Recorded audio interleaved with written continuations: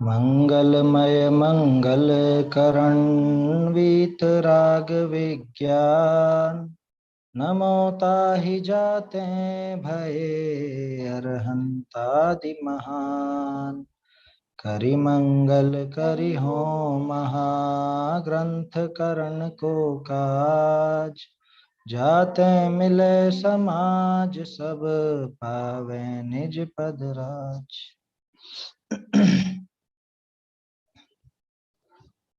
मोक्षा प्रकाशक ग्रंथराज में 7वें अधिकार पर अपनी बात चल रही है। सम्यक तो सन्मुख मिथ्या दृष्टि के प्रकरण में बढ़िया प्रकरण है। इसमें काफी सारी अपने काम की बातें निकलेंगी। जैसे पहले भी अपन ने देखा, निश्चयाभास, व्यवहाराभास, उभयाभास, ये तीनों प्रकार का आभास तो नहीं रहा, लेकिन कैसी क्या परिस्थितियां बनती है, कैसा विचार चलता है, तब ये जीव सम्यक तो के सन्मुख होता है। और सम्यक तो सन्मुख होने पर निश्चित रूप से सम्यक दर्शन रूपी भवन में प्रवेश करता है। मोक्ष महल की पहली सीढ़ी बताई ना इसको, सम्यक दर्शन को, तो सीढ़ी के सन्मुख जो खड़ा होगा वो क्या करेगा? पूरा सीढ़ियां ताकने के लिए थोड़ी ना खड़ा कि ये सीढ़ियां हैं, ऐसी है और ऐसी है। अब सीढ़ियों पर चढ़ेगा, जो सीढ़ियों के सन्मुख है वो सीढ़ियों पर चढ़ने के लिए उसके सन्मुख हुआ है। ठीक उसी तरह से कि अगला ही कदम जिसका सम्यक दर्शन के लिए है, सम्यक दर्शन में ही जो प्रवेश करेगा, मोक्ष मार्ग में प्रवेश करेगा, उसे यहाँ पर सम्यक तो सन्मुख मिथ्या दृष्टि कहा जाता है। ये बात चली थी अपनी कि किन किन बातों का हमको ठीक करना है। ठीक माने निर्णय करना है, ये सारी बात आ चुकी थी। निर्णय क्यों करना है ये भी आया, और किन बातों का निर्णय करना है ये भी आया। सम्यक दर्शन के लिए प्रयोजनभूत 5 बातें बताई थी। इनके अलावा बाकी जो कुछ उपदेश है जिनागम का ही है ना, वो प्रयोजनभूत नहीं है। वो जानो तो भी अच्छा है, जानो तो बढ़िया है, ज्ञान का ही खुलासा है। लेकिन नहीं भी जानो तो ऐसा नहीं है कि आपका सम्यक दर्शन अटक जाएगा। लेकिन ये 5 चीजें ऐसी हैं कि इनके बारे में तो हमको निर्णय पक्का करना ही पड़ेगा, है ना, सही सही निर्णय करना ही पड़ेगा। इनके बारे में गफलत रही तो सम्यक दर्शन में बाधा आ जाएगी। कौन कौन सी थी 5 बातें? एक तो देवशास्त्र गुरु, एक रत्नत्रय, है ना, 7 तत्व, हितकारी अहितकारी भाव और मोक्ष मार्ग। मोक्ष मार्ग तो रत्नत्रय में ही आ गया। एक चीज और क्या रह गई? देवशास्त्र आपा पर का श्रद्धा, आपा पर, है ना, मेरा क्या स्वरूप है और पर का दूसरे पदार्थ कैसे हैं, या इनसे मेरी भिन्नता किस प्रकार है, किस स्तर की भिन्नता है। कर्ता कर्म पने की ही भिन्नता मात्र है, या जो अपन ने कल चर्चा की थी, कल या परसों कब हुई थी, वो ज्ञान में भी, जानने में भी वो मुझ में प्रवेश नहीं पाते। कितनी भिन्नता है, उस भिन्नता को अलग अलग स्तर पर जान करके उनके बारे में पक्का निर्णय करना पड़ेगा। इनके संबंध में अगर निर्णय नहीं किया तो अपना काम बनने वाला नहीं है। तो ठीक है साहब, निर्णय करना है। अब निर्णय करना है तो कैसे करें? तो उसकी पद्धति भी टोडरमल जी ने बताई अपने को। क्या क्या बताई? कि भैया उद्देश्य, लक्षण निर्देश और परीक्षा, इन 3 के माध्यम से निर्णय किया जाता है। यहां तक हुई थी बात अपनी, है ना। उद्देश्य और लक्षण निर्देश के बारे में बात कर ली थी, परीक्षा के बारे में अपने को देखना था। ये 3 पंक्तियां पढ़ देता हूं मैं। उसके पहले जो भूमिका थी वो तो हो ही चुकी कि कितना इसको आह्लाद आता है जिनवाणी की बात सुन करके, कैसी प्रसन्नता होती है। अरे मुझे तो इन बातों की खबर ही नहीं थी, मैंने आज तक इन बातों को जाना ही नहीं।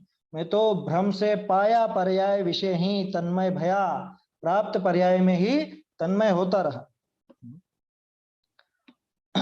वो शॉर्ट एनालिसिस किया गया था ना पूरा, स्ट्रेंथ, वीकनेस, अपॉर्चुनिटी और थ्रेट, क्या क्या अवसर है, क्या खतरे हैं, क्या मेरी ताकत है और क्या मेरी कमजोरी है, ये सारी बातें इसके अंदर आ गई इस पैराग्राफ। तो इनमें मेरा ही प्रयोजन भाषित होता है, ऐसा विचार करके जो भी ये उपदेश सुनता है उसका निर्धार करने का, निर्णय करने का उद्यम करता है। तहाँ उद्देश्य लक्षण निर्देश परीक्षा द्वार करी, तिनका निर्धार होई। ये पक्की बात है। निर्णय कैसे होगा, निर्धारण कैसे होगा?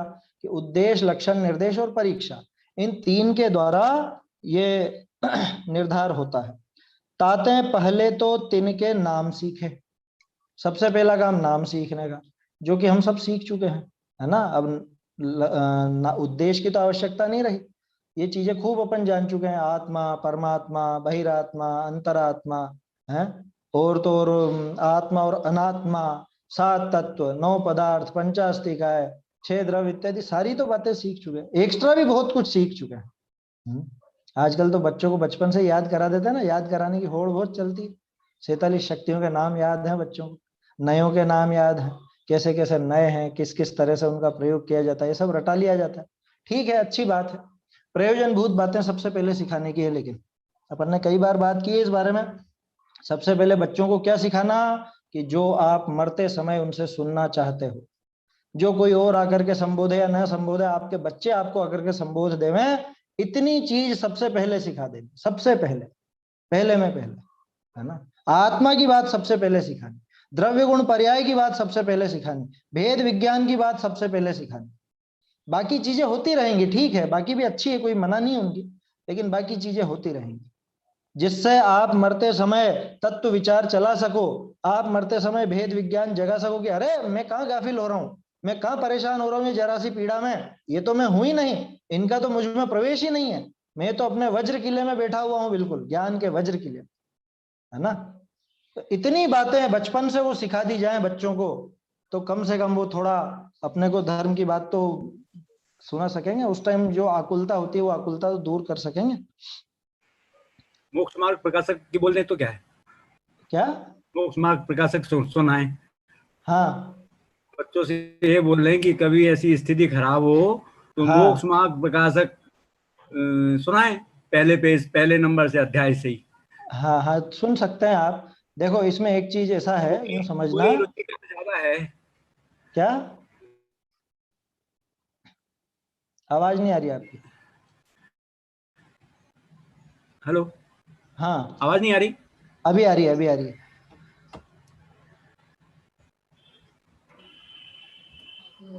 हाँ, आवाज नहीं आ रही थी।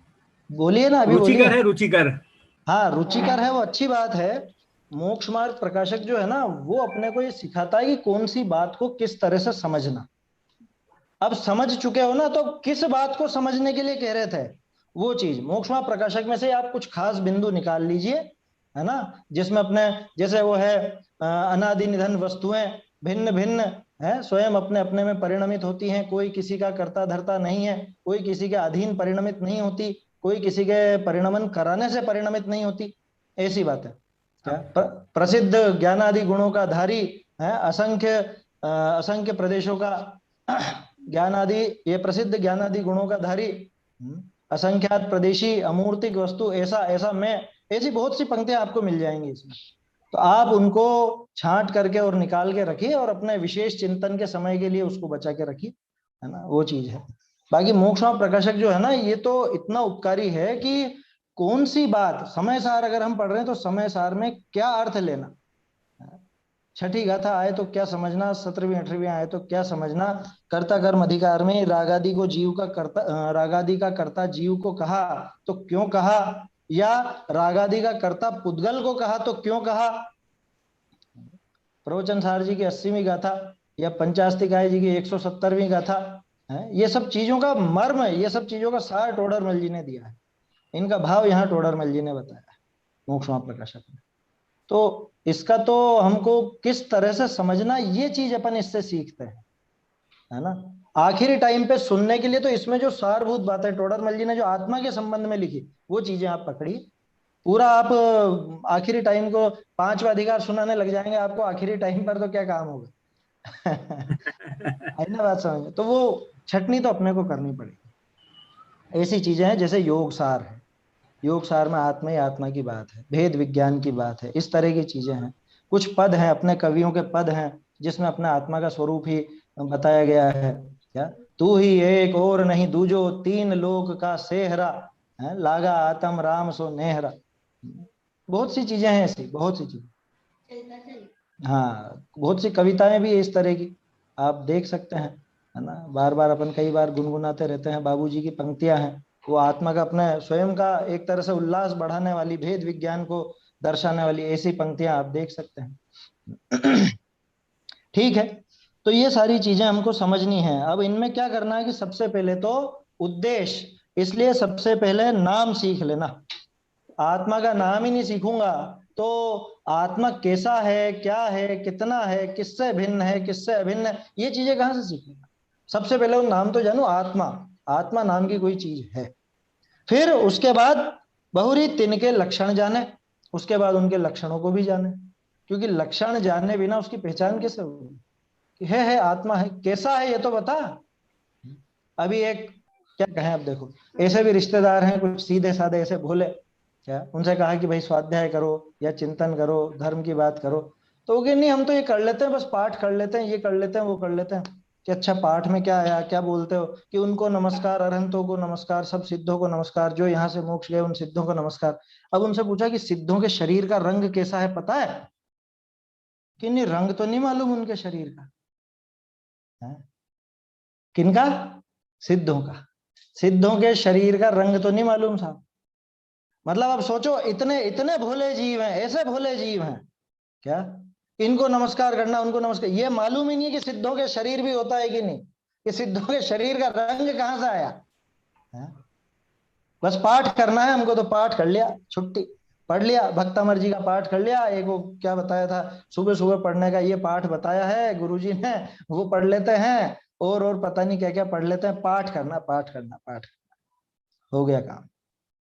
ये मालूम ही नहीं किसको नमस्कार करता हूं, क्यों नमस्कार करता हूं, किस प्रयोजन से नमस्कार करता हूं, क्या उनका स्वरूप है, ये पता ही नहीं, और नमस्कार कर रहे। ज्यादातर की यही हालत है। हाँ, कि तू नमो अरहंताणम बोल चाहे नमो गृहस्थाणम बोल, तेरे लिए बराबर है, बिल्कुल कोई अंतर नहीं। क्यों? क्योंकि भाव तो तुझे मालूम ही नहीं, क्या स्वरूप क्या है वो मालूम ही नहीं। तो ऐसा काम ना हो जाए, इसलिए इसलिए उनके लक्षण भी जानना। किन किन के लक्षण जानने हैं? कि बाकी के जानो या मत जानो, इन 5 के जरूर जानो। देव गुरु शास्त्र का क्या लक्षण है ना? अपने हितकारी भाव कौन से हैं उसका क्या लक्षण है? अपने हित का क्या लक्षण है? अहितकारी भाव हैं उनका क्या लक्षण है ना? और देवशास्त्र गुरु के अलावा रत्नत्रय, सम्यक दर्शन, सम्यक ज्ञान, सम्यक चरित्र, इनका असली लक्षण क्या है? 7 तत्व हैं, इनका क्या लक्षण है? आपा परगतो, मेरी वस्तु कौन है उसको कैसे पहचानूंगा, उसका क्या लक्षण है? पराई वस्तु कौन है उसका क्या लक्षण है? कि अपनी पराई में क्या लक्षण देखना, कि नहीं उसमें भी लक्षण देखो, विचार करो। मेरे साथ हमेशा रहने वाला ही मेरा है, जो मेरे साथ नहीं रहे, जो मुझे छोड़ के चला जाए, या जिसको छोड़कर मैं चला जाऊं, वो मेरा नहीं है, वो मेरा स्वरूप नहीं है। वो एक फ्लैप पता ना, एक कागज का, ग्रंथों में रखने के लिए, देखा होगा आप लोगों ने, मेरा सो जावे नहीं, जावे सो मेरा नहीं, ये लक्षण हो गया ना स्व और पर का। अब बोलो पर्याय, कि पर्याय भी चली जाती, ये भी मैं नहीं, इतना तक पहुंचा देता है लक्षण। तो लक्षण भी जाने। बहुरी तीसरी बात, परीक्षा। ऐसे संभव है कि नहीं, ऐसा विचार लिए परीक्षा करने लगे, कि भाई ये संभव है भी कि नहीं, परीक्षा करने लगे। परीक्षा नाम सोचते पता नहीं क्या क्या दिमाग में आने लग जाता है लोगों कि परीक्षा कैसे करेंगे, परीक्षा कैसे करेंगे। कि परीक्षा कुछ भी नहीं है, परीक्षा में ऐसा है कि आप उसकी संभावना टटोलो, कि ये चीज हो भी सकती है कि नहीं, ये जो बात बता रहे हैं, ये इन्होंने ऐसा कहा तो क्या ये संभव है? जैसे एक उदाहरण लें, अपन तो अपनी बात करें, जीव, जीव नाम सीख लिया, जीव का लक्षण देख लिया, ज्ञान दर्शन स्वाभाविक। अब ज्ञान मेरा स्वभाव है, ये बात सही है कि नहीं है? तो परख लो इसको। मैं जानता हूं, हाँ जानने में तो आ रहा है मुझको, कैसी भी दशा हो जानना तो हमेशा होता है। चाहे मुझे शुभ राग हो, चाहे अशुभ राग हो, चाहे तीव्र क्रोध आ रहा हो, चाहे लोभ आ रहा हो, किसी पर राग हो रहा हो, किसी पर द्वेष हो रहा हो, हास्य हो रहा हो, चाहे अरति हो रही हो, चाहे रति हो रही हो, जानने का काम कभी नहीं छूटा मेरा। तो इसका मतलब जानना मेरे साथ हमेशा रहता है, चलता है जानना, तो जानना मेरा स्वरूप है। ये हो गई परीक्षा, इसमें क्या बड़ी बात है? देवशास्त्र गुरु, उनकी परीक्षा कर लीजिए, है ना? शास्त्र, शास्त्र के संबंध में हम विचार करते हैं कि ये जिनवाणी है या नहीं, तो परीक्षा कर लो। वीतरागता की पोषक ही जिनवाणी कहलाती है, कि जहां पे वीतरागता का पोषण आए, अहिंसा का पोषण आए, समझ लो ठीक है, बात स्वीकार करेंगे, है ना? चाहे किसी का भी नाम लिखा हो। लेकिन अगर वीतरागता का पोषण ना हो, राग द्वेष का पोषण हो, उल्टी सीधी क्रियाओं का वर्णन जिसमें हो, कि नहीं ये जिनवाणी नहीं हो सकती। चाहे कुंद कुंदाचार्य के नाम से छाप दी गई हो, छाप तो कोई भी सकता है ना, कुछ भी ऐसी उटपटांग बातें लिख के लिख दे, कर्ता का नाम कुंद कुंद या टोडर मलजी, तो ऐसे ही मान लेंगे क्या अपन कि नहीं? परीक्षा तो फटाफट हो जाती है, पता है अपने को कि कुंदकुंदाचार्य क्या बात लिख सकते हैं और क्या नहीं लिख सकते। मान लो आपको कोई इस तरह की गाथा मिल जाए कि भैया बहुत तुम नाचो गाओ, इसमें बहुत धर्म होता है, खाने पीने में बहुत धर्म होता है, कोई ऐसा आकर के गाथा बना के बोल देवे आपके सामने प्राकृत की गाथा, कि कहां से लाए गाथा, कि कुंदकुंदाचार्य के ग्रंथ में साहब, मानोगे क्या? कह रहे भैया हमको पता है? कोई आकर के कहे कि ये ले लो, इससे बच जाएगा, मरता हुआ भी बच जाएगा, मैं उसको बचा दूंगा, मैं उसको मार दूंगा। अरे जा भैया, हमको मालूम है कुंदकुंदाचार्य देव क्या कहते हैं। कुंदकुंदाचार्य का कहना तो साफ है, निज आयु क्षय से मरण हो, यह बात जिनवर ने कही, निज आयु से जीवित रहे, ये बात जिनवर ने कही। हम तो जानते हैं, दो गाथाएं हैं इस तरह की, जीवन की मरण की। कुंदकुंदाचार्य कभी नहीं कह सकते कि एक द्रव्य दूसरे द्रव्य को मार सकेगा या बचा सकेगा इस तरह। तो ये परीक्षा हो जाती है, इसमें क्या बड़ी बात है, इस तरह से परीक्षा हो जाती है ना। इतनी जल्दी नहीं छोड़ रहे हैं, टोडरमल जी बताएंगे लक्षण किसको कहते हैं, परीक्षा किसको कहते हैं, किस तरह से पूरा विचार चलता है। अभी तो सिर्फ नाम दिए तीनों के। देखो, उद्देश्य, लक्षण, निर्देश और परीक्षा, इन तीनों का सिर्फ उद्देश्य किया है अभी उन्होंने। समझ में आई बात? उद्देश्य, लक्षण, निर्देश और परीक्षा, इन तीनों का अभी सिर्फ उद्देश्य हुआ है। उद्देश्य परसों भी अपन ने बात की थी, उद्देश्य नहीं है ये, जिसको आप बोलते हो ना लक्ष्य, एम, मोटो, क्या बोलते हो, कि आपका मोटिव क्या है, कि उद्देश्य क्या है आपका, तो वो उद्देश्य नहीं है ये है उद्देश्य, पूरा श शक्कर वाला पूरा, आधा श और यह नहीं है ना। जिन लोगों को परिचय नहीं हो इस शब्द का वो समझ ले, बाकी तो अधिकांश तो सुना ही होगा आप लोगों ने, न्याय दीपिका वगैरह और दूसरे ग्रंथों में भी। ठीक है, तहा नाम सीख लेना और लक्षण जान लेना, ये दो तो उपदेश के अनुसार हो, जैसे उपदेश दिया तैसे याद कर लेना। बहुरी परीक्षा करने विषय अपना विवेक चाहिए है। अभी पहले ये 2 मिनट इसकी बात कर लेते, फिर बड़ा पैराग्राफ उसी पे बात करेंगे। तो इनमें से जो नाम सीख लेना माने वो उद्देश्य, और लक्षण निर्देश, इसमें आपको अपना दिमाग नहीं लगाना है। इसमें तो आचार्य देव ने नाम भी दे रखा है और मतलब उनके बारे में उनका लक्षण वगैरह भी बता रखा है। वो तो अब अपना काम कितना रहा? वो उद्देश्य का क्या मतलब बताना चाह रहे थे? उद्देश्य का मतलब है, देखिए परिभाषा उद्देश्य की ऐसी है, तत्र नाम मात्र कथनम उद्देश्य है, ऐसी परिभाषा आती है। माने नाम मात्र का कथन करना उसे उद्देश्य कहते हैं। ठीक है, जैसे मैंने कहा जीव, तो ये मैंने जीव का नाम लिया, ये उद्देश्य है। अब मैं इसके बाद जीव का लक्षण बताऊंगा कि जिसमें ज्ञान दर्शन पाए जाते हों, जो जानता देखता हो, जो सुख दुख का अनुभव करता हो, तो ये मैंने उसका लक्षण बता दिया। इसके बाद फिर अपन परीक्षा करके देखेंगे कि ये चींटी जानती है या नहीं, इसको ज्ञान होता है या नहीं, कि इसको ज्ञान होता है तो इसका मतलब ये जीव है। ये कुर्सी टेबल जानते हैं या नहीं, कि इनको हमने ऐसे जोर से ऐसे फटकारा, इसको कुछ भी महसूस नहीं हुआ। सर्दी गर्मी बरसात सब में ऐसे ही पड़े रहते हैं, इनको कुछ महसूस नहीं होता है ना। ये जो कुर्सी टेबल पत्थर इत्यादि हैं, इनको मालूम नहीं पड़ता, तो इसलिए ये जीव नहीं है। ये हो गई परीक्षा। इस तरह से तीनों चीजें होती हैं। तो उद्देश्य का अर्थ तो सिर्फ नाम लेना, नाम सीखना, उसका नाम बोल देना। तहा नाम सीख लेना और लक्षण जान लेना, ये दो तो उपदेश के अनुसार है ना। जैसा उपदेश है, आचार्य देव ने उपदेश किया है, तो उस उपदेश में उनका नाम लिया, वो तो हो गया उद्देश्य, और उनकी परिभाषा बताई, वो हो गया उसका लक्षण निर्देश। ठीक है ना। जैसे जीव का नाम लिया कुंदकुंदाचार्य ने, और फिर उसके बाद में उसकी परिभाषा बताई, समय सार जी में बताई ना, सवर्णो नाण दिट्ठो जीवो उवोग लक्षणों नित्यम। सर्वज्ञ भगवान के ज्ञान में देखा गया है कि जीव तो नित्य ही उपयोग लक्षण वाला है। जीवो उवोग लक्षणों, यहीं से उठा करके उमा स्वामी आचार्य ने उपयोग लक्षणम बनाया तत्वार सूत्र में। ये जीवो उवोग लक्षणों नित्यम जैसी ही एक गाथा नियम सार जी में भी है, वहां पर भी है ना। शब्द मुझे ध्यान नहीं आ रहे हैं वो, बाकी समय सार जी में और नियम सार जी में दोनों ही कुंदकुंदाचार्य के ग्रंथ हैं। फिर उसके बाद आप दूसरे ग्रंथ देखोगे, वहां भी यही लक्षण मिलेगा, यही परिभाषा मिलेगी। सभी ज्ञानियों के वर्णन में आपको समानता ही मिलेगी। कोई आचार्य कोई दूसरी परिभाषा नहीं दे देंगे। किसी भी आचार्य ने, किन्हीं भी आचार्य ने कोई दूसरी परिभाषा बनाई हो तो बताइए। हाँ, उसी के अलग अलग नाम मिल सकते हैं। जैसे कहीं पे ज्ञान नाम मिल जाएगा, कहीं पे उपयोग नाम मिल जाएगा, कहीं पर चेतना नाम मिल जाएगा, लेकिन वो सब उसी एक वस्तु को ही सूचित कर रहे हैं ना। उस एक गुण को ही तो सूचित कर रहे हैं, परिभाषा तो अलग नहीं मिलेगी आप। वर्धमान भैया, अपन ने जैसे इन तीनों की तो परीक्षा कर ली इस तरह से, नहीं अभी देवता परीक्षा नहीं करी, अभी नहीं परीक्षा नहीं नहीं करी। जैसे हाँ कर लेंगे तो हाँ, ये जीव स्वयं की परीक्षा कैसे करें, मतलब कि अपन अपनी स्वयं परीक्षा की परीक्षा कैसे कैसे करें करेगा? जी। बहुत बढ़िया बात है ना, मुद्दे की बात है ये, क्योंकि परीक्षा तो खुद की करनी है ना आखिरकार। बाहर में देवशास्त्र गुरु वगैरह की परीक्षा तो कर लेंगे, आचार्य ने बताया जैसे कर लेंगे, क्योंकि वो भी अन्य द्रव्य है। अन्य द्रव्य में तो आचार्यों द्वारा कहा हुआ वही मान्य रहेगा, उस अनुसार ही परीक्षा होगी। लेकिन स्वयं की तो स्वयं को परख करके परीक्षा करनी होगी ना। बढ़िया प्रश्न है।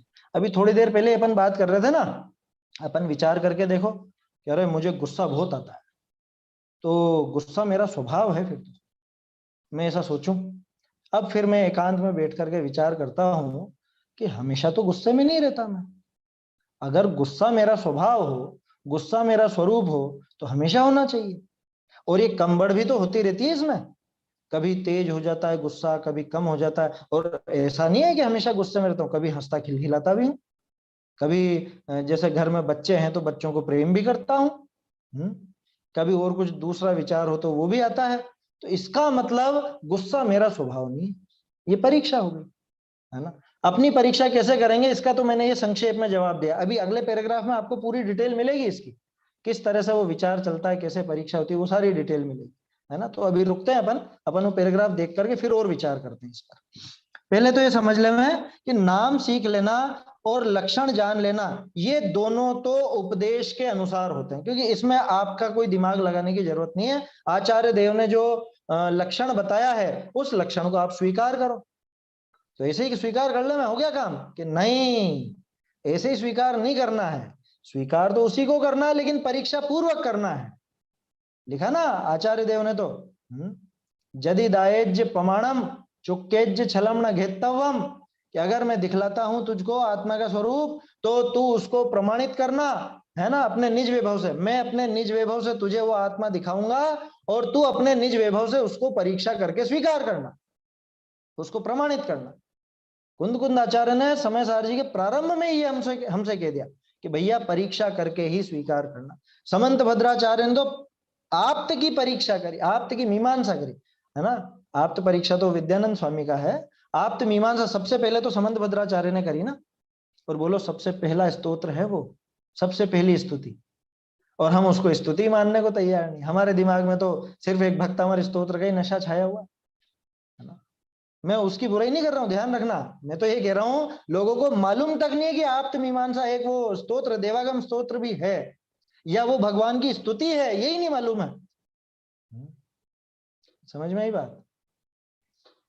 जहां पे वो वीतरागता, सर्वज्ञता और जो उपदेश है दूसरे, उन सब की परीक्षा की गई, भगवान को क्यों नमस्कार करना, ये सारी बातें जहां पे समझाई गई, उस पर ध्यान ही नहीं जाता लोगों को। किसी विडंबना है। समंत भद्राचार्य सबसे पहले स्तुतिकार थे और सबसे पहले न्यायविद थे। आया समझ में? न्याय ग्रंथों का प्रणयन भी उन्होंने ही किया सबसे पहले अपने अजैन दर्शन, और स्तुतियां भी सबसे पहले उन्होंने ही लिखी। उसके पहले किसी की स्तुति नहीं मिलती है पूरी स्तुति के रूप में। वैसे तो कोई कोई गाथा में या नमस्कार रूप जो मंगलाचरण आदि होते हैं वो सब स्तुति ही है ना। कुंद आचार्य ने भी स्तुति परक गाथाएं लिखी हैं, निश्चय स्तुति भी दिखाई है, व्यवहार स्तुति भी दिखाई है, लेकिन वो एक स्तुति के रूप में, जैसे पूरे जिसमें ज्यादा छंद हो वैसा स्तवन नहीं है ना। फुटकर स्तवन तो है लेकिन बंधा हुआ एक पूरा सिर्फ स्तुति स्तुति नहीं। तो समंत भद्राचार्य ने वो परंपरा प्रारंभ की थी, मालूम ही नहीं लोगों को, अपने जैनी भाइयों को। समंत भद्राचार्य का नाम सिर्फ रत्नकरण श्रावकाचार्य से जाना जाता है, कैसी विडंबना है। चलिए, समंत भद्राचार्य की वो भी तो एक स्तुति, मतलब उसके अंदर एक ही अक्षर का बार बार प्रयोग। हाँ, वो बहुत जबरदस्त स्तुतिकार थे। युक्त अनुशासन आप देखेंगे तो चकरा जाएंगे कैसे संस्कृत के प्रयोग किए उन्होंने। एक अक्षर से, य अकेला य से ही पूरा छंद बना दिया, है ना। म से ही पूरा छंद बना दिया और कोई अक्षर का प्रयोग ही नहीं किया, और ऐसा अर्थ निकलता है उसमें, दो दो तीन तीन अर्थ निकलते हैं एक ही छंद में। खैर वो दूसरी बात है।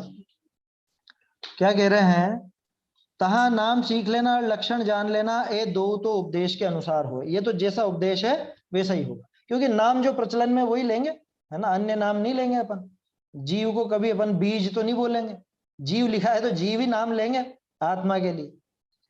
देखिए आगे, जैसे उपदेश दिया तैसे याद कर लेना, है ना, ये हो गया उद्देश्य और लक्षण निर्देश में, क्योंकि लक्षण जैसा बताया वैसा याद कर लिया, सीख लिया, वो सब हो गया। अब बात है परीक्षा की। बहुरी परीक्षा करने विषय अपना विवेक चाहिए है।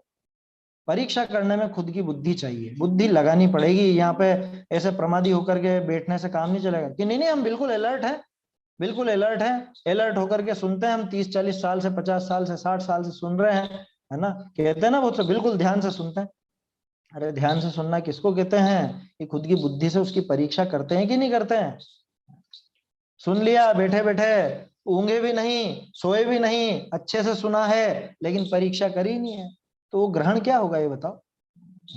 आप हमेशा कुंद कुंदाचार्य के और जो अपने शुद्ध आमनाय के ग्रंथ हैं, जो समझ लीजिए अपने मूल आमनाय के जो ग्रंथ हैं, है ना, अध्यात्म के श्रेष्ठ ग्रंथ, उन्हीं का ही अभ्यास करते रहो जीवन भर, लेकिन परीक्षा ही नहीं करो तो वो क्या काम आएगा। बिना परख के क्या काम आएगा उसको रखना। बहुरी परीक्षा करने विषय अपना विवेक चाहिए है। सो अब देखो कैसे क्या होता है। एक सेकंड, पैराग्राफ कहां तक है ये। सो विवेक करी एकांत अपने उपयोग विषय विचारे, जैसे उपदेश दिया तैसे ही है कि अन्यथा है, तहां अनुमानादि प्रमाण करी ठीक करे। वह उपदेश तो ऐसे हैं, अरे ऐसे न मानिए तो ऐसे हुई। सो इन विषय प्रबल युक्ति कौन है और निर्बल युक्ति कौन है, जो प्रबल भाषे ताको साँच जाने। बहुरी जो उपदेश ते अन्यथा साँच भाषे, वह संदेह रहे निर्धार न होई, तो बहुरी विशेषज्ञ होई तिनको पूछे। बहुरी वे उत्तर दे ताको विचारे, ऐसे ही यावत निर्धार न होई तावत प्रश्न उत्तर करे। अथवा समान बुद्धि के धारक होई तिनको अपना विचार जैसा भया होई तैसा कहे। प्रश्न उत्तर करी परस्पर चर्चा करे।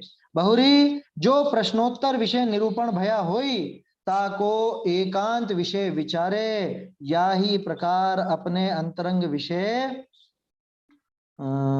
जैसे उपदेश दिया था तैसे ही निर्णय होई, भाव भाषे तावत ऐसे ही उद्यम किया करे। कहाँ टूटा बीच में पैराग्राफ? नई पुस्तक में कर दिया होगा, नए संस्करण में, बाकी अधिकांश के पास तो पूरा ही है ये पैराग्राफ। नए वाली जो छपी है अभी अपने मंगलायतन से, उसमें 2 कर दिए इसके, कोई बात नहीं, पैराग्राफिंग से कोई फर्क नहीं पड़ता। क्या कह रहे हैं, कैसा विचार करें, परीक्षा में अपना विवेक चाहिए। कैसे होगी परीक्षा, उसकी विधि बता रहे हैं, ये पूरी विधि है ना। और आप इस विधि को गौर से देखोगे तो आपको इसमें स्वाध्याय के 5 अंग नजर आ जाएंगे, सभी अंग नजर आ जाएंगे। आमनाय आ जाएगी, अनुप्रेक्षा आ जाएगी, चर्चा वो प्रच्छना आ जाएगी, ये सारी बातें आ जाएंगी। सो विवेक करी, विवेक माने क्या, विवेक माने सामान्य, हाँ विवेक माने भेद विज्ञान। विवेक सामान्य ज्ञान का नाम नहीं है। विवेक जो भिन्नता दिखा देवे, माने इतनी बारीक बुद्धि जो अंतर पहचान लेवे, जिसको आप क्या कहेंगे, जैसे ऑब्जर्वेशन होना चाहिए। एक तो होता है सामान्य देखना और एक ऑब्जर्व करना, अच्छे बुरे का ज्ञान। नहीं, अच्छा बुरा अलग चीज है, अच्छा बुरा भी शामिल हो जाएगा इसमें, लेकिन सिर्फ अच्छे बुरे की बात नहीं है ना। बारीकी से देखे कि देखते ही वो समझ जाए।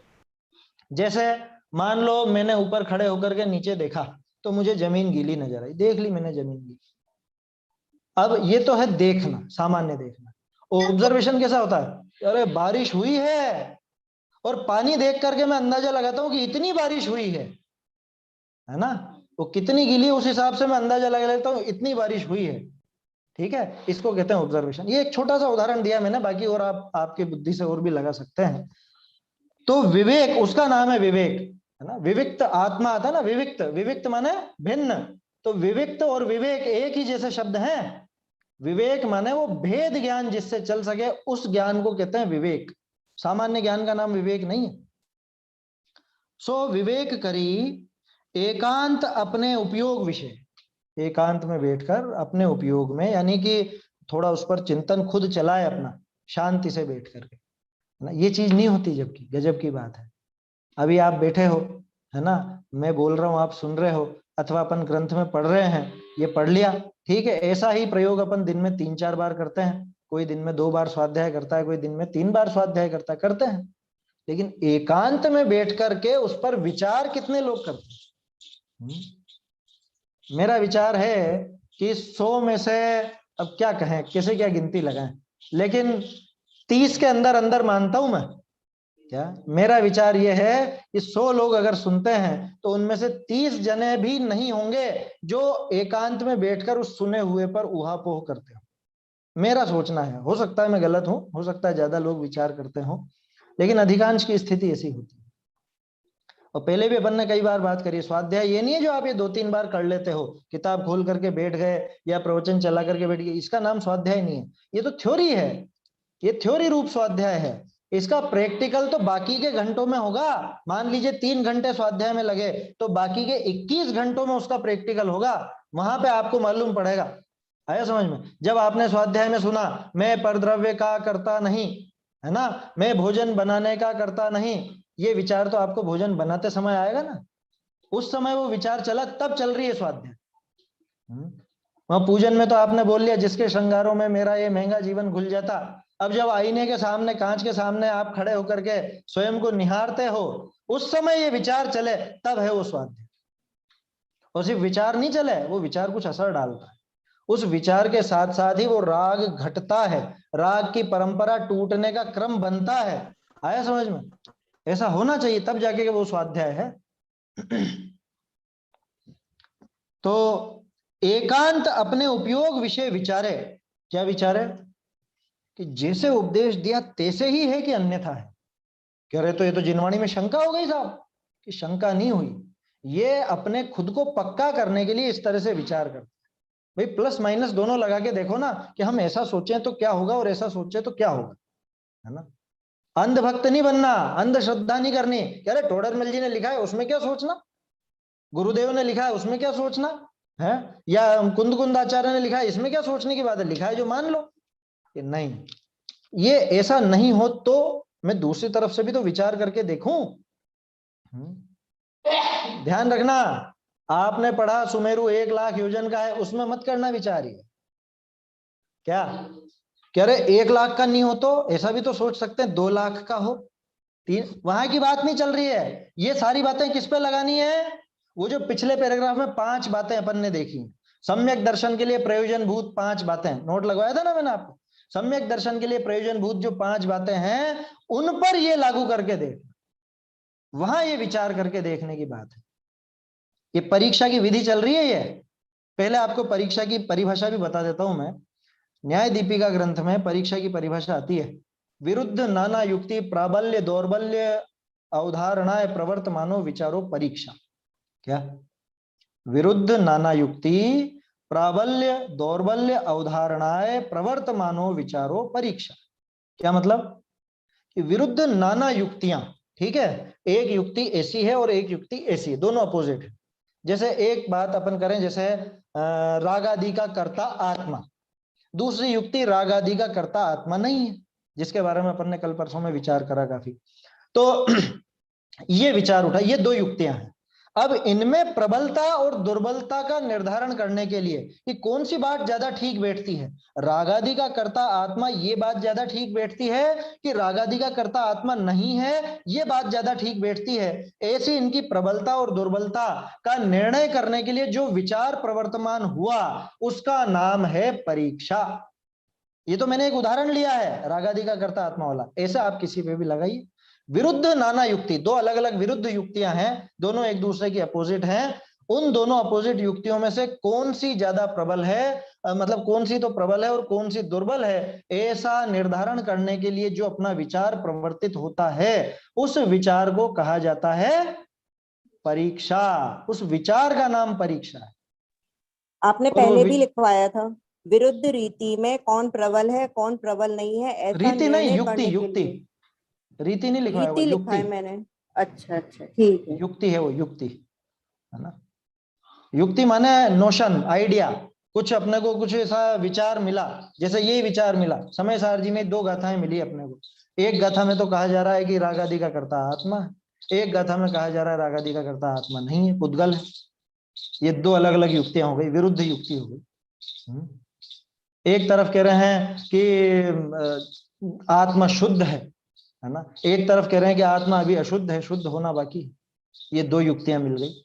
अब इन युक्तियों के साथ साथ उनके तर्क मिलेंगे, उनके लॉजिक मिलेंगे, तो उन तर्कों से, उन और जो भी अनुमान वगैरह उन सब से प्रयोग करके ये विचार चले कि इनमें ये बात ज्यादा सटीक है कि ये बात ज्यादा सटीक है, ये सब अपन देखें और फिर जो निर्णय के लिए विचार चले उसका नाम है परीक्षा। वर्धमान भैया, आपने जो बताया अभी कैसे दुर्बल और प्रबल, हाँ तो दुर्बल प्रबल कैसे होगा? 2 बातों में से एक ही परफेक्ट ही होगी ना वो तो बात। हाँ, दुर्बल और प्रबल तो आचार्य के नाम है, वो परिभाषा में नाम दे दिया। जो दुर्बल है वो हार जाएगा, जो प्रबल है वो जीत जाएगा, माने वो सत्य सिद्ध हो जाएगी और वो दूसरी सत्य सिद्ध नहीं होगी। लेकिन उसको सीधे सीधे आचार्य ने असत्य क्यों नहीं कह दिया? इसलिए नहीं कहा क्योंकि कोई अपेक्षा से वो कथन चलता है। हम व्यवहार को अभूतार्थ कहते हैं, असत्यार्थ कहते हैं, झूठ तो नहीं कहते ना। झूठ तो नहीं कहते कि कौन सी अपेक्षा से वो कथन किया गया। आत्मा को रागादि का कर्ता कहा, आत्मा को अशुद्ध कहा, तो वो भी आचार्यों ने कहा। तो क्यों कहा, क्या अपेक्षा थी, क्या बताना चाहते थे, क्या अभिप्राय था उसके पीछे, वो चीज उसमें क्लियर हो जाती है और ये पता चल जाता है कि इनमें से कौन प्रबल है और कौन दुर्बल। इसलिए प्रबल और दुर्बल शब्द का प्रयोग किया। बढ़िया प्रश्न उठाया आपने, है ना। वास्तविक बात है, प्रबल और दुर्बल क्यों कहा? सीधे सीधे ही कह देते सत्य और असत्य। अच्छा प्रश्न उठाया भाई। प्रबल दुर्बल इसीलिए बताया कि अपने को ये पता चल सके कि इसमें ये कमजोरी है, इस कथन में ये श्रद्धा लायक नहीं है। ये समझाने के लिए, जानने के लिए, उस वस्तु का व्याख्यान करने के लिए इस प्रकार से कथन किया गया था, उपचार किया गया था। अपने को समझ में आ जाता है, अपन समझ जाते हैं ये व्यवहार की बात है, ये इस तरह से कहा गया है, तो अपन उसको उस रूप में स्वीकार करते हैं। इस श्रद्धा में इसको स्थान नहीं देना है। जो दुर्बल है उसको माथे पे नहीं बिठाना है, प्रबल को बिठाना है। आया समझ में? यहाँ दुनिया से उल्टा चलता है। कमजोर बच्चे को सिर पर बिठाया जाता है, मजबूत बच्चे को पैदल चलने दिया जाता है। यहाँ कह रहे हैं दुर्बल जो युक्ति है उसे छोड़ो, दुर्बल युक्ति को छोड़ो और प्रबल युक्ति को माथे पर बिठाओ, माने उसको ग्रहण करो। चलिए, तो क्या कह रहे हैं, परीक्षा कैसे होगी कि विवेक द्वारा, विवेक करी एकांत अपने उपयोग विषय विचारे। क्या विचारे? कि जैसे उपदेश दिया तैसे ही है कि अन्यथा है। आचार्य देव जो बात कहते हैं ये ऐसी है कि दूसरा भी कुछ पहलू हो सकता है ना। मैं ये नहीं कह रहा हूं कि आचार्य गलत होंगे, लेकिन ऐसा भी तो संभव हो सकता है कि नहीं हो सकता, ऐसा विचार करें परीक्षा करने के लिए। कहा अनुमानादि प्रमाण करी। अभी अनुमानादि क्या चीज है ये तो आप न्याय के ग्रंथों में विशेष सीखोगे, शॉर्ट में बता देता हूं, है ना। स्मृति, प्रत्यभिज्ञान, तर्क, अनुमान, आगम, इनको परोक्ष प्रमाण के रूप में गिना जाता है। तो तर्क लगाए जाते हैं, ऊहापोह की जाती है। जैसे सामान्य रूप से आपने धुआं देखा, धुआं कहीं पर धुआं जलता देखा, तो आप क्या कहते हो? अरे आग लगी है। आग देखी क्या आपने? आग तो नहीं देखी, आपने क्या देखा? धुआं देखा। लेकिन धुएं से आपने आग का अनुमान लगा लिया। जैसे थोड़ी देर पहले अपन ने देखा था ना, नीचे गीला देखा, फर्श गीला देखा, तो आप समझ गए कि अरे बारिश हुई है रात। ये अनुमान, ऐसे अनुमान लगाया जाता है, इस तरह से विचार किया जाता है। तो अनुमान हुआ, तर्क हुआ, आगम का सहारा लेकर के ये सारी चीजें चलती हैं। प्रत्यभिज्ञान का भी प्रयोग किया जाता है। तो इन सब विधियों के द्वारा तहा अनुमान आदि प्रमाण करी ठीक करे। देखिए फिर से यहाँ पे बराबर समझे जो लिखा है उसको सुधार लीजिएगा, क्योंकि बराबर समझने वाली बात नहीं लगेगी। यहाँ तो निर्णय करे। पहले भी अपन कई बार इस पे चर्चा कर चुके हैं। ठीक शब्द का अर्थ भी पहले बताया मैंने आप लोगों को। ठीक शब्द का अर्थ है निर्णय। ये अभी ठीक वो अच्छा वाला ठीक नहीं है, है ना। ये टोडरमल जी का ठीक है, पुरानी भाषा का ठीक है, जिससे ठेका बना है। ठेके में भी तो निर्णय होता है ना। पहले वो ठीका कहलाता था, ठीका। पुराना साहित्य अगर आपने पढ़ा हो, पुराने हिंदी के साहित्यकारों को पढ़ा हो, प्रेमचंद वगैरह और पुराना, तो उनकी कहानियों में आपको ठीका मिल जाएगा लिखा, उपन्यासों में। ठीका बोलते थे कॉन्ट्रैक्ट को। तो उसमें निर्णय ही तो करते हो कि हाँ ये व्यक्ति ये काम करेगा, इससे निर्णय हो गया, ये निर्धारित कर दिया गया। निर्धार भी आप कह सकते हो, निर्धारण, निर्णय। तो उनका ठीक करे, ना कि उनको ठीक करे। क्या तहा अनुमान आदि प्रमाण करी ठीक करे, माने निर्णय करे, निर्धारण करे। वह उपदेश तो ये तो एक बिंदु हो गया, ठीक है ना। वो अनुमान आदि से निर्णय करे, ये परीक्षा का एक विचार हो गया। दूसरा, वह उपदेश तो ऐसे हैं, और ऐसे न मानिए तो ऐसे हुई, सो इन विषय प्रबल युक्ति कौन है। वही विरुद्ध विचार करके, इससे विपरीत भी विचार चला करके देखें कि ऐसा नहीं माने तो क्या दिक्कत आएगी। अच्छा, अरहंत भगवान को अगर मैं कर्ता धर्ता मान लूं तो क्या दिक्कत आएगी, ऐसा विचार करके देखूं तो अपने आप ही पता चल जाएगा कि भैया बहुत समस्या खड़ी हो जाएगी। अरहंत देव का खुद का ही सुख नष्ट हो जाएगा वहां। तो आया समझ में। और फिर वो कर्ता धर्ता है, भगवान कर्ता धर्ता है, तो भगवान के विरुद्ध जाने वालों के भी कर्ता वही हुए। इतनी हिंसा के कर्ता भी वही हुए। ये जो अखबार में आप पढ़ते हो रोज, इतनी हिंसा, झूठ, चोरी, बलात्कार, लूटपाट इत्यादि के किस्से जो आते हैं, तरह तरह के वो आतंकवाद वगैरह, ये सब भी भगवान ही हुआ फिर इनका कर्ता भी। ऐसी युक्ति निकल के सामने आ जाएगी तो खट से अपन मान लेंगे कि नहीं नहीं नहीं नहीं, भगवान तो ऐसा करता नहीं हो सकता। शरण जो अपराधी को दे, अरे अपराधी वह भगवान है। ये फटाफट अपन ने ये युक्ति लगा ली कि नहीं, ये नहीं बैठती बात, कर्ता बनने वाली बात नहीं बैठती। और फिर पहले अपन ने काफी चर्चा करी तो थी 5वें अधिकार के समय कि अगर भगवान करता हो तो क्या क्या समस्या आएगी, है ना। 5वें अधिकार में बता चुके हैं टोडरमल जी अच्छे से। तो ऐसे विचार करें कि ऐसा नहीं मानू तो ऐसा हो, तो इनमें प्रबल युक्ति कौन है। मान लो आचार्य ने तो लिखा मैं उपयोग स्वरूप हूं, मैं ज्ञान दर्शन वाला हूं। मैं अगर ज्ञान दर्शन वाला नहीं मानू जीव को तो क्या समस्या है, क्या दिक्कत आएगी।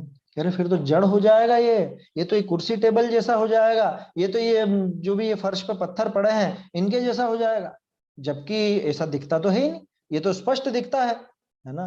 जीता हुआ दिखता है, इसके कषायें दिखती हैं, इसकी इच्छाएं दिखती हैं, इसके ज्ञान की प्रवृत्ति नजर आती है, ये सारी बातें दिखती है। इससे स्पष्ट पता चल जाता है कि जीव तो उपयोग वाला, माने जानने देखने वाला है ही सही। ये नहीं चलेगी बात कि अपन इसको जानने देखने वाला नहीं। ये युक्ति निकल के आगे सामने, ये परीक्षा हो गई। आया समझ में। जैसे मान लीजिए आपने थाली में कुछ रखा, भोजन के लिए कुछ रखा, तो उसमें कुछ बारीक सा सफेद सफेद कुछ दिखा, है ना, कुछ दिखा। अब आप क्या करोगे, ये क्या है, ये जीव है कि क्या है।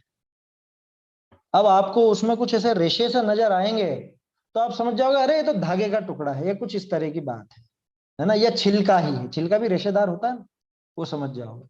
और अगर आपको उसमें हलन चलन नजर आया तो आपके, और ये तो इसमें तो जीव है भैया, इल्ली है इसमें तो, या धंधुर है, जो भी है वो छोटा छोटे जीव पड़ जाते हैं, वो है। तो आपने अनुमान प्रयोग करके पहचान लिया, ऐसा अनुमान प्रयोग हो जाता है। आप उसकी परीक्षा कर लिया आपने, ये परीक्षा होती है और कैसी परीक्षा होती है।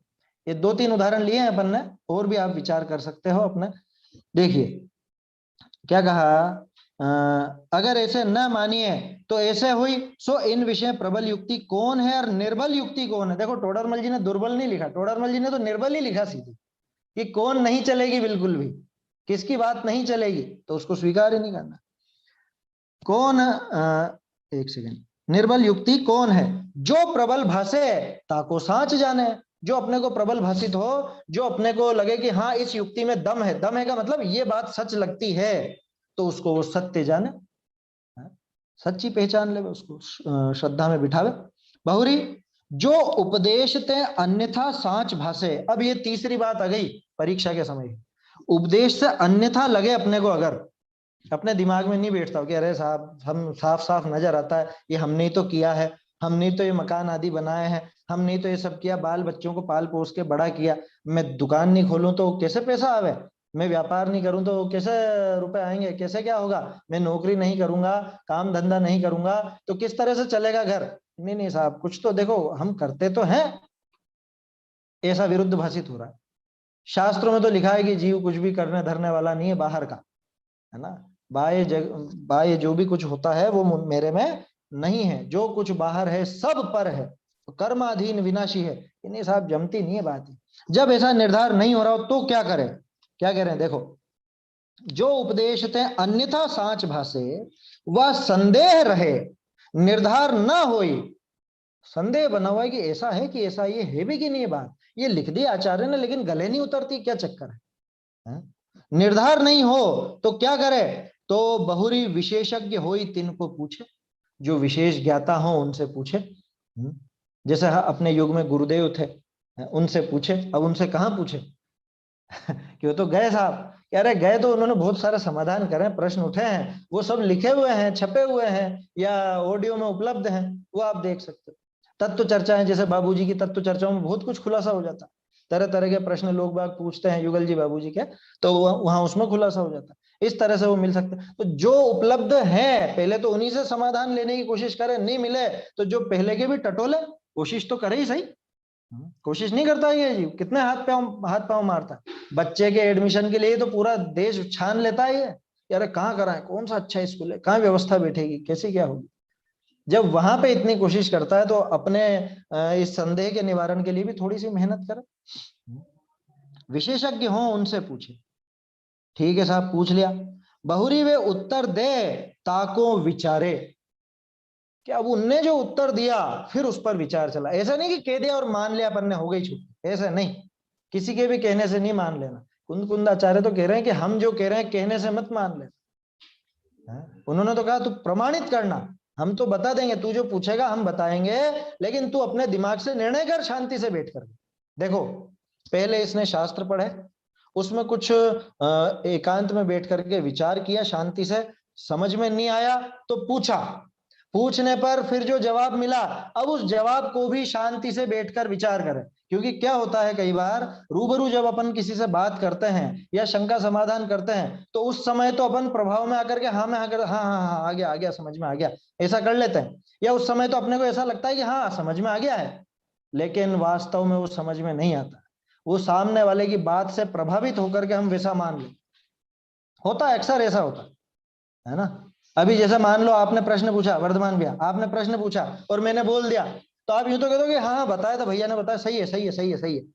इतने मात्र में नहीं होगा वो। आप शांति से अकेले में बैठ करके विचार करो कि इनसे अपन ने ऐसा पूछा, इन्होंने जवाब दिया, ये बैठता है कि नहीं बैठता है। जो पद्धति पहले चलाई थी, जो पद्धति पहले चलाई थी खुद ने अभ्यास करके, वही पद्धति फिर चलाए, रिपीट करें, है ना। ऐसा पूछा, इसका ये जवाब मिला, सही बैठता है कि नहीं बैठता, उसको भी उहापोह कर। समझ में आई बात? ऐसा बहुरी वे उत्तर दें ताको विचारे। ऐसे ही कब तक करता रहूं साहब, कि यावत निर्धार ना होई तावत प्रश्न उत्तर करे। जब तक निर्णय न निकले, जब तक अपने दिमाग में पक्का न बैठे, तब तक प्रश्न उत्तर, तब तक। कह रहे ऐसे तो फिर सामने वाला नाराज ही हो जाएगा, हम बार बार पूछेंगे तो, है कि जो नाराज हो जाए उससे मत पूछो, जो दूसरा नाराज नहीं हो उससे पूछ लो, उसमें क्या है। आया समझ में? हमें तो हमारा निर्णय पूरा करना है ना। देखो अब क्या कहूं, हम तो जब विद्यार्थी जीवन में थे उस समय बहुत माथा खा जाते थे पढ़ाने वालों का, तो जब तक क्लियर नहीं हो आगे कैसे पढ़े। बहुत परेशान भी हो जाते थे कई बार पढ़ाने वाले, लेकिन जब तक समझ में नहीं आए तब तक माथा खाओ। क्या माथा खाने का मतलब समझिए ना, मतलब आप दिमाग पच्ची करो, उनसे प्रश्न पूछो, जब तक वो जवाब बैठे नहीं, दिमाग में नहीं बैठे तब तक। आया समझ में? और कई बार थोड़ा सा समय दीजिए, कई बार ऐसा भी होता है नहीं आ रहा है समझ में, अभी अपने दिमाग में कोई बात अटकी रहती है तो उसके कारण वो दूसरी बात समझ में आ नहीं पाती। थोड़ा उसको समय दीजिए, थोड़ा सा विचार कीजिए। और कई बार मैंने खुद ने महसूस किया ऐसा, कोई चीज कभी कभी समझ में नहीं आती, अच्छे अच्छे विद्वान से पूछना बड़े से बड़े तो समझ में नहीं बैठते, लेकिन वही चीज कभी कोई बच्चा अपने सामने कुछ ऐसी बात बोलता है और अरे ये चीज तो ऐसी है, वो फटाक से समझ में आ जाती है। तो उसका कारण भी है कि उस समय ज्ञान का क्षयोक्षम वैसा नहीं था, तो उस समय वो बात नहीं बैठ पाती। ऐसा नहीं है कि सामने वाले ने समझाने में कोई कमी रखी, है ना, उन्होंने तो उनकी समझ से पूरी तरह अच्छी तरह से समझाया, पूरा प्रयास किया, लेकिन अब क्या करें, अपने भी उस समय ऐसा ही कुछ उदय था ज्ञानावर्णी का कि वो बात दिमाग में नहीं बैठनी थी, वैसा क्षयोक्षम नहीं हुआ था कि वो समझ में आ जाती। और बाद में जब उसका उघाड़ होता है ना, उघाड़ किस वजह से हुआ, कारण क्या बताया था पहले, मोह की मंदता। उस मोह की मंदता से ही वो ज्ञानावरण का क्षयोक्षम आदि भी होता है, अपने आप ही स्वयं में वो चीज कभी बैठ भी जाती है दिमाग। ऐसा होता है, आपको खुद को भी कई बार इस तरह से महसूस हुआ होगा। मैंने तो कई बार इस तरह से महसूस किया है। जब वो बता रहे थे, बड़े से बड़े बताने वाले, उनकी बात वो गले नहीं उतरती, और कोई दूसरा हो, छोटा बच्चा ही हो, और उसकी बात से वो बात उतर जाती है। हो जाता है ऐसा, कोई बड़ी बात नहीं है ना। हम लोग पाठशाला पढ़ाया करते थे 8-10 साल पहले, तो कितनी बार ऐसा अनुभव हुआ, कितनी ही बार। बच्चे कई बार इस तरह की बात बोल देते हैं जो वो उसमें एक नया एंगल सामने आ जाता, जैसे निमित्त उपादान आदि है, उसके संबंध में बच्चों से चर्चा करते हैं, तो कोई ऐसी नई बात सामने निकल करके आ जाती, अरे इस दृष्टि से भी देखना चाहिए। हो जाता है, वो कई बार हो जाता है इस तरह से, कोई बड़ी बात नहीं। कहने का अर्थ यह है, ये अपना प्रयास पूरा करे, अपनी मेहनत पूरी करे, इसमें जी नहीं चुराए, इसमें प्रमादी ना हो। देखिए, बहुरी वे उत्तर दे ताको विचारे, ऐसे ही यावत निर्धार ना होई तावत प्रश्न उत्तर करे, है ना। अब देखो, टोडरमल जी को ये बात दिमाग में थी कि अभी ये कह देगा कि साहब ऐसा तो कोई विशेष ज्ञानी हमको दिखता नहीं है आजकल, है ना। अब तो नहीं है ना, गुरुदेव भी नहीं है, बाबूजी भी नहीं है, अब आप किससे पूछने की कहोगे। तो क्या कह रहे हैं, अथवा समान बुद्धि के धारक होई, तिनको अपना विचार जैसा भया होई, तैसा कहे, प्रश्न उत्तर करी परस्पर चर्चा करे। क्या समान बुद्धि के धारक तो हैं, अपन सब समान बुद्धि के धारक ही तो हैं। ये तो एक व्यवस्था के तहत मैं यहाँ बैठा हूं और बोल रहा हूं और आप लोग सुन रहे हो, बाकी है तो सभी श्रोता की श्रेणी में, है ना। वक्ता तो वास्तव में बहुत ऊंचे होते हैं, टोडरमल जी जैसे होते हैं। अपन सब श्रोता की श्रेणी में ही है, ये पक्का मानना, ठीक है। तो समान बुद्धि के जो धारक हों, तिनको अपना विचार जैसा भया, जैसे अभी मैं आपसे पूछ लूं, कुछ मुझे समझ में नहीं आया तो कदाचित मैं आपसे चर्चा कर लूं, आपको समझ में नहीं आया तो आप मुझसे चर्चा कर लो, ऐसा परस्पर में परस्पर चर्चा करें, प्रश्न उत्तर के द्वारा चर्चा करें कि चलो इस पर बताओ आपका क्या विचार है ना। जिज्ञासा से, समझने के लिए, परखने के लिए नहीं कि देखें आपको आता है कि नहीं आता है, बताओ साहब, परखने के लिए नहीं। आया समझ में, पढ़ा होगा ना सप्त व्यसन के बारे में तो सबने, क्या पर नारी संग पर बुद्धि को परखिबो, बनारसी दास जी ने लिखा ना, ये भी पर नारी गमन जैसा है, दूसरे की बुद्धि को परखने का भाव। तो ऐसे परस्पर चर्चा करें। रहस्यपूर्ण चिट्ठी में क्या लिखा टोडरमल जी ने, साधर्मियों को तो परस्पर चर्चा ही चाहिए, लिखा ना, पढ़ा ना अपन सब।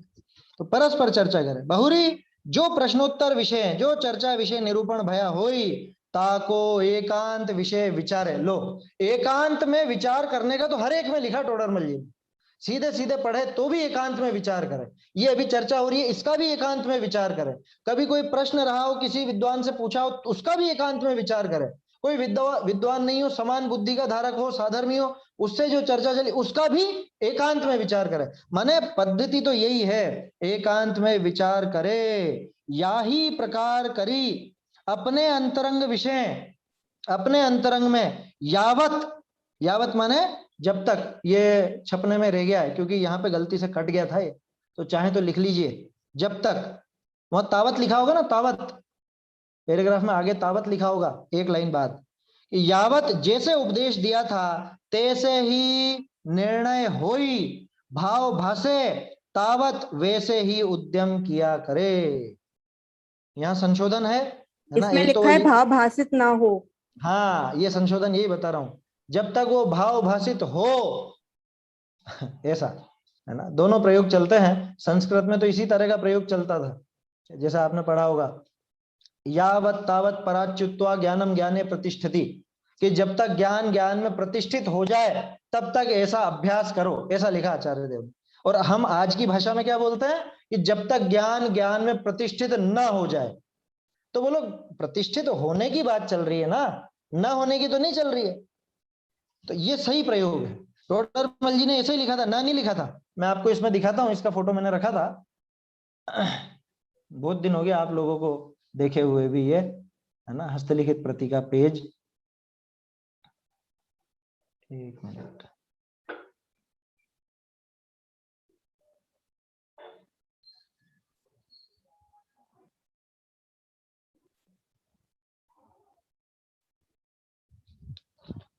ये देखिए, एक तो ये ऊपर जो बराबर समझे की जगह पे तो ये ठीक करे माने निर्णय करे। दूसरा, ये जो संशोधन है यहाँ पे अंतरंग विषय यावत अभी छूट गया था, अंतरंग में जैसे उपदेश दिया था तैसे ही निर्णय होई। ये देखिए हाशिए में मैंने गोला लगा रखा है, निर्णय होई, निर्णय न होई नहीं लिखा हुआ है। जब तक निर्णय हो, है ना, भाव भाषे, जब तक वो निर्णय हो भाव भाषे तब तक तावत। अब ये तावत आया तो यावत आना चाहिए था, अब वो यावत पता नहीं कैसे कट के रह गया। चाहे तो जोड़ लीजिए, नहीं भी जोड़ा तो अर्थ तो वही निकलेगा।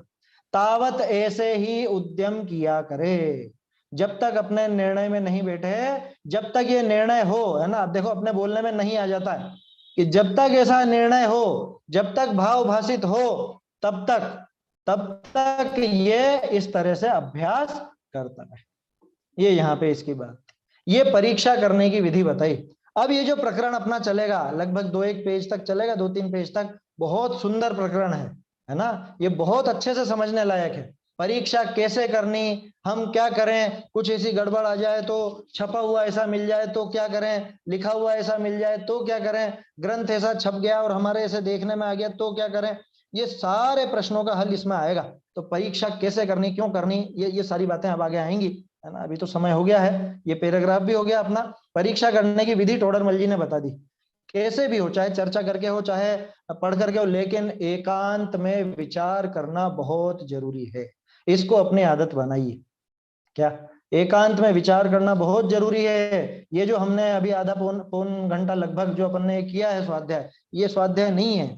ये स्वाध्याय तो तब होगा जब ये सारी बातें आपके दिमाग में फिर से चलेंगी, है ना। और विचार चलाने के लिए आपको कोई बिल्कुल ही आंख बंद करके बैठना हो ऐसा नहीं है ना। आप विचार कर सकते हो, चिंतन कर सकते हो, तो विचार जरूर करें, तब तो विचार करें, परीक्षा करें, तब तो ये जिनवाणी का अभ्यास सफल होगा। आगे की चर्चा कल करेंगे।